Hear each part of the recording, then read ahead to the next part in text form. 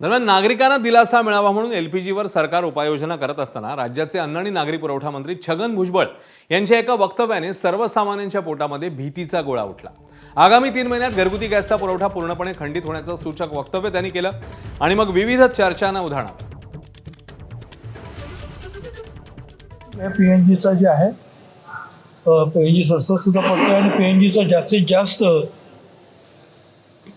उपयोग झाला पाहिजे, प्रचार झाला पाहिजे।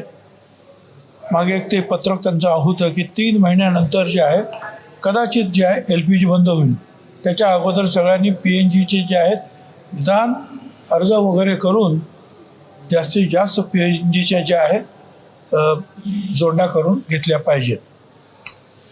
तर त्या दृष्टीने जिथे जिथे हे शक्य आहे काम सुरू आहे। सगळ्या ह्या जे महानगरपालिका किंवा नगरपालिका जिथे पीएनजी आहे तिथे जसं आपण पाण्याचं कनेक्शन आलंच पाहिजे, इलेक्ट्रिकचं कनेक्शन त्या बिल्डिंगला पाहिजेच, तरच तुम्हाला जे आहे ऑक्युपेशन सर्टिफिकेट मिळेल।